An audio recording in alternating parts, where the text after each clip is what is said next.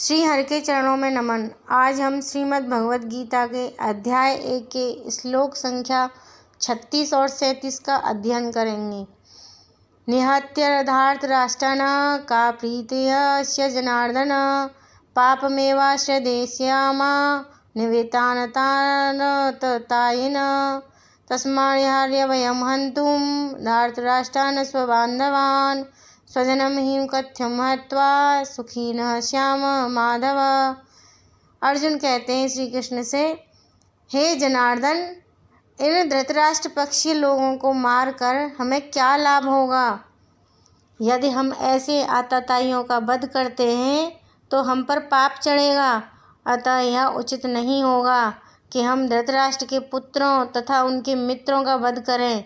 हे लक्ष्मीपति कृष्ण, इससे हमें क्या लाभ होगा और अपने ही कुटुंबियों को मारकर हम किस प्रकार सुखी हो सकते हैं? यद्यपि वैदिक आदेशानुसार आतताई 6 प्रकार के होते हैं। विष देने वाला, दूसरा घर में अग्नि लगाने वाला, तीसरा घातक हथियार से आक्रमण करने वाला, चौथा धन लूटने वाला, पांचवा दूसरे की भूमि हड़पने वाला तथा पराई स्त्री का अपहरण करने वाला। ऐसे आतताइयों का तुरंत वध कर देना चाहिए, क्योंकि इनके वध से कोई पाप नहीं लगता। आतताइयों का इस तरह का वध करना किसी सामान्य व्यक्ति को शोभा दे सकता है, किंतु अर्जुन कोई सामान्य व्यक्ति नहीं है। वह स्वभाव से साधु हैं, अतः वह उनके साथ साधुवत व्यवहार करना चाहता है, किंतु इस प्रकार का व्यवहार क्षत्रिय के लिए उपयुक्त नहीं है। यद्यपि राज्य के प्रशासन के लिए उत्तरदायी व्यक्ति को साधु प्रवृत्ति का होना चाहिए, किंतु उसे कायर नहीं होना चाहिए। उदाहरण, भगवान राम इतने साधु थे कि आज भी लोग राम राज्य में रहना चाहते हैं, किंतु उन्होंने कभी कायरता प्रदर्शित नहीं की।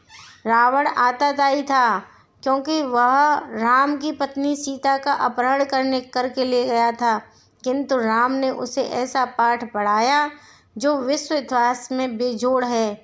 अर्जुन के प्रसंग में विशिष्ट प्रकार के आतताइयों से भेंट होती है।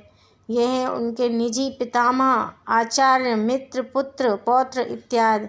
इसलिए अर्जुन ने विचार किया कि उनके प्रति वह सामान्य आतताइयों जैसे कट व्यवहार न करें। इसके अतिरिक्त साधु पुरुषों को तो क्षमा करने की सलाह दी जाती है। साधु पुरुषों के लिए ऐसे आदेश किसी राजनीति आपातकाल से अधिक महत्व रखते हैं। इसलिए अर्जुन ने विचार किया कि राजनीतिक कारणों से स्वजनों का वध करने की अपेक्षा धर्म तथा सदाचार की दृष्टि से उन्हें क्षमा कर देना श्रेष्ठकर होगा। अतः क्षणिक शारीरिक सुख के लिए इस प्रकार वध करना लाभप्रद नहीं होगा। अंततः जब सारा राज्य तथा उसके प्राप्त सुख स्थायी नहीं है, तो फिर अपने स्वजनों को मारकर वह अपने ही जीवन तथा शाश्वत मुक्ति को संकट में क्यों डाले? अर्जुन द्वारा कृष्ण को माधव अथवा लक्ष्मीपति के रूप में संबोधित करना भी सार्थक है।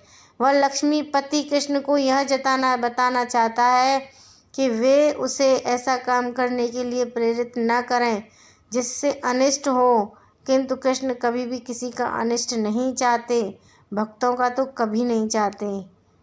हरे कृष्ण।